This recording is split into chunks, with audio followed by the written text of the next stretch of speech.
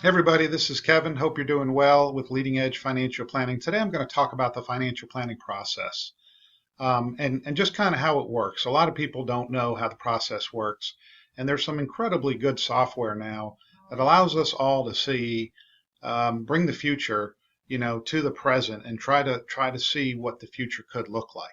And so I'm going to go through that software today. You're going to see that I stop and start a lot just because the software loads from another website. It's called Money Guide Pro.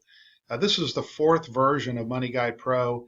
And what they have tried to do, and what Michael Kitces has spoken about, is making financial planning a lot more collaborative. It's not about a financial planner telling you what to do. It's about a financial planner helping you to discover what the future could look like and together making decisions, but also you can go in anytime and change certain parameters and assumptions, and the software is pretty doggone good. All the software really does, though, is it paints a picture for us to allow us to see the future. And before I get into it, I just want to congratulate my mom. I try to always remind everyone that retirement is just about is not about money. It's about the things that you want to do for the rest of your life. And my mom had this art exhibit at the Renaissance, and she had her information in the paper, in the local paper. So congratulations, Mom. She is not a starving artist, and we're just really proud of you. So let's talk about the software. This is John and Jane Doe, and they're both 46. They were born on the same day. This is about as generic as you can get. But the questions that John and Jane, or somebody that's 46, or somebody that's 50, or somebody that's 60 or 65 may want to answer. And many of us in the 40s, I know that's when it really started to hit me that, man, I'm going to get old, very old one day, as long as I take care of myself. And I need to plan for it. So many of us get the realization sometime during our life that, yes, one day we want to stop working and we want to have the money to be able to do the things like art, like my mom does, golf, like my dad does, and we want to be able to do those things. So John and Jane Doe, the questions that they want to know and what you may want to know is, are we saving enough money? Are we investing the right way? If we save this amount of money, if we invest this way, if we have this pension, if we have Social Security, um, what's the future? What could the future look like? When should we take Social Security? Now, at 46, you might not be thinking about that, but at age 60, you're definitely going to think about that. And then what are the tax issues in retirement? Now, you're probably not thinking about that. Me as a CPA, I do, but you're probably not thinking about that now. But let's go through and let me show you now. I'll stop talking about this and just show you what the software can do and how it can answer all of these questions. So the first thing we can do is kind of talk about the mushy stuff, if you will, and the stuff that I just said is so important about what you want to do for the rest of your life.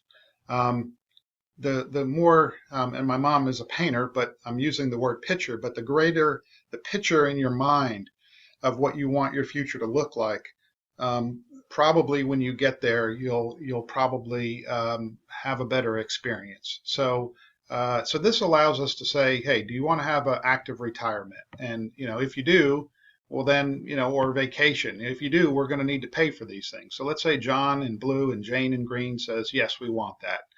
Jane wants to help others.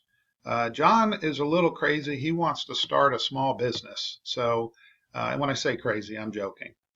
Time to travel. We want to be active and we also want to travel around the world. Some people may say, I mean, who doesn't want less stress? I want less stress. Let's say John just says, I want less stress. So we get to actually talk about these, and we can talk about other things that you want to have that you want to happen in the future, and get you thinking about, why am I going to delay gratification today and save more and invest more for a future if I don't yet have the future? And then the second thing is, so that's kind of the goals, and then the second thing is, what are the fears that you're having? And again, getting these things out can be extremely helpful. Not having a paycheck anymore, running out of money. I think we can just check that for pretty much everybody. But how high of an issue is it? Leaving money to others. I mean, this is critical that a financial planner understands this, because if you have no desire to leave money to others, then that changes the way we think about your experience and your plan. and then all these other things.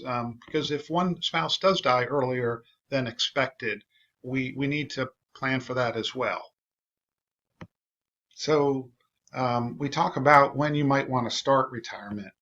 And John wants to start at 65. Jane wants to start at 61.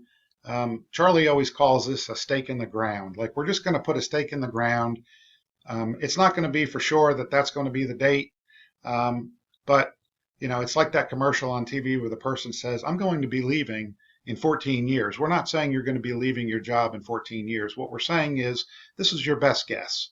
And then how long will you live till? On an actuarial basis, if John reaches age 65, and this is in today's numbers, he has a 50% chance to make it to 85. Jane has a 50% chance, if she makes it to 65, to live until 88. 50% chance. Now, why do we put 90 and 92? Well, I'd rather you have money in case you, quote unquote, live too long, which is one of my favorite sayings, that you live too long. But we want to make sure that you have money if you do live longer. People are living in their 90s. They're living to 100. Who knows what other medical advances will happen? So I'd rather overestimate. So that's the first thing we look at. So what do you want to do in retirement that's going to actually need to be funded? What kind of things over here might you want to do? And you can see John and Jane said they think they need $108,000 a year to live on after taxes. Now, this is something we can absolutely figure out how much this will cost in inflation adjusted or in today's dollars. We can absolutely figure this out. Again, the number's probably going to be wrong because you're going to need more or less, but it gives us an estimate. How much will healthcare cost? John's going to have a retirement party. Woo! He's going to party. It's going to cost $10,000 in today's dollars. They want a car or truck. Every 4 years, they're going to get a $30,000 vehicle. They want to travel to Bermuda every 3 years, $12,000. They want to travel domestically every year.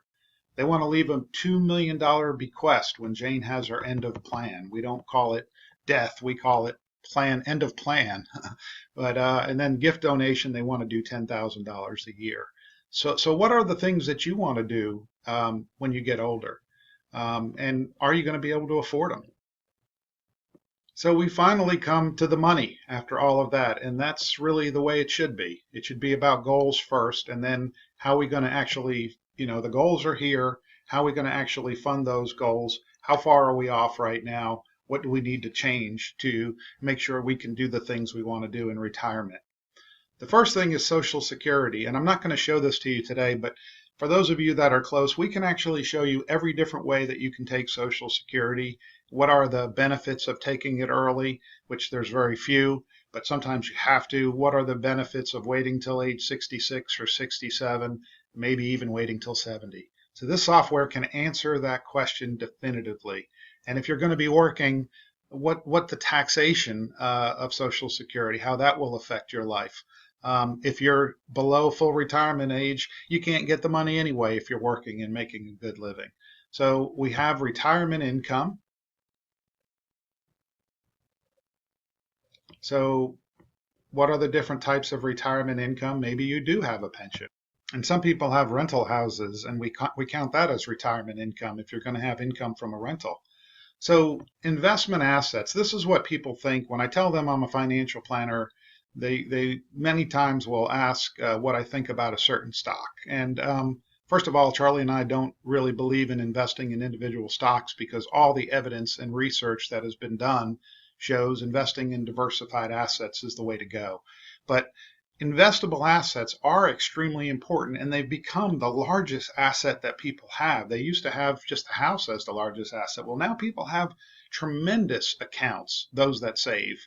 And so this is critical. I mean, I'm not going to say this is not a critical part, but we look at John's 401k and how much he's funding annually. Money in the bank, how much you're going to fund annually. A SEP IRA. I guess Jane must have a job where she can fund it. And then taxable accounts. So they are funding $54,000 a year. That's incredible. And this probably is the reason, if they continue to do that, why their plan will work. So one of the things that Charlie and I think we do differently than a lot of other investment people is we do the financial plan. We are financial planners, and then we try to figure out if the way that you're investing is a prudent way given all the other factors. Okay, and I'll give you an example. Someone could come in and say, I want 100% equities, and they have $20 million, and they only need to spend $300,000 a year. And by the way, I don't see a lot of people with $20 million, but just to exaggerate that people could have so much money that putting all of it 100% in equities might not be necessary for themselves. Now, they might want to make more money for their heirs, and again, that's where it makes sense. We also have people that will come in and say, I want to invest in something, but not stocks.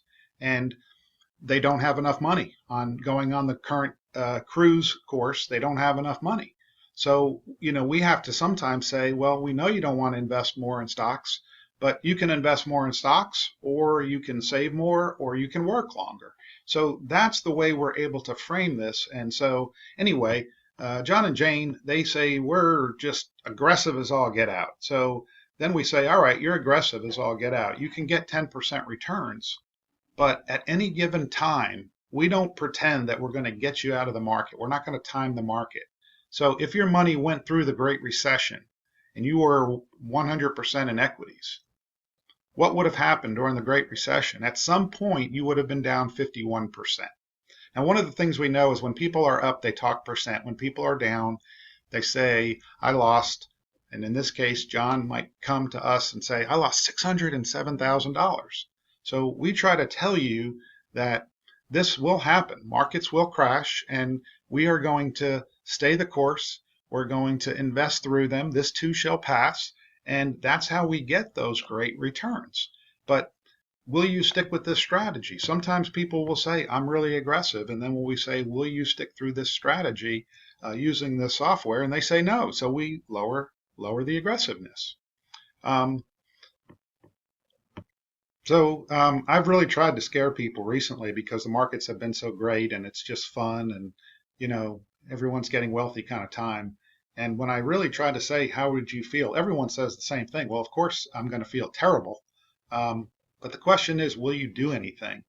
2008 and 9 was fantastic opportunity, a teachable moment. People had to have myocardial infarctions and they get a teachable moment. That's what 2008, 2009 was.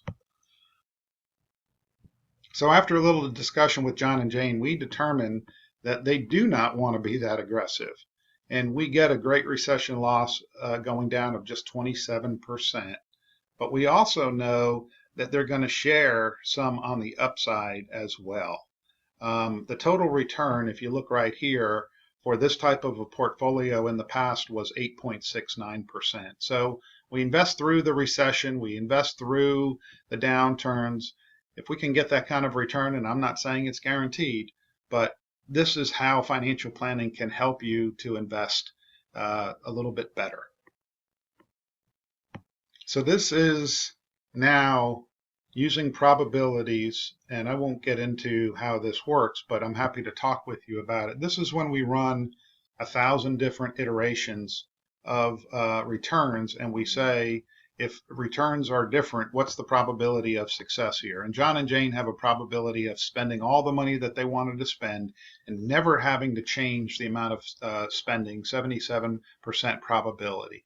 That doesn't mean that it's 23% failure. It doesn't mean that. It just means that 23% of the time they're going to have to change their spending or do something different.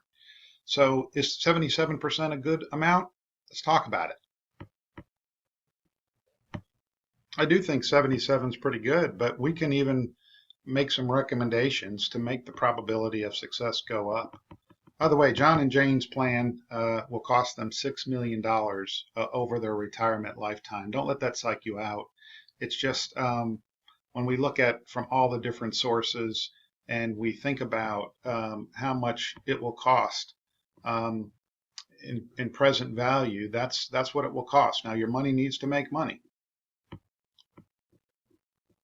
The recommendation is for full retirement age to take Social Security.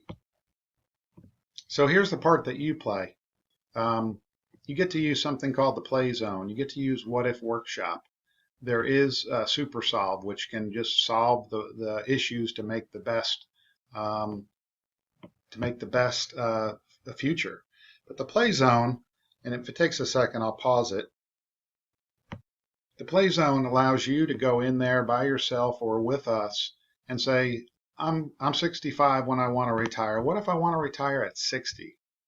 How will that change my future? And then it recalculates the probability. So that went down a fair amount, down to 73%. What if instead of 108,000, I need to spend 150,000 in retirement? Sorry about that. What if I need to spend 150,000 in retirement? What will that look like? And so it took it down to the same amount. So that was pretty amazing. But you can look at all these things. You can say, a lot of people right now during the election, they're saying how afraid they are. You can actually see what will happen if inflation is greater. You can see what happens if returns are less. You can see what happens if Social Security is cut. You can answer all these questions. So thanks so much for watching. I'm Kevin, CFO with Leading Edge Financial Planning. We want to help. We want to do plans with people. Investing is a big part of it, but having goals set will help us get through those rough times and know that we're going to be okay. So thanks for watching.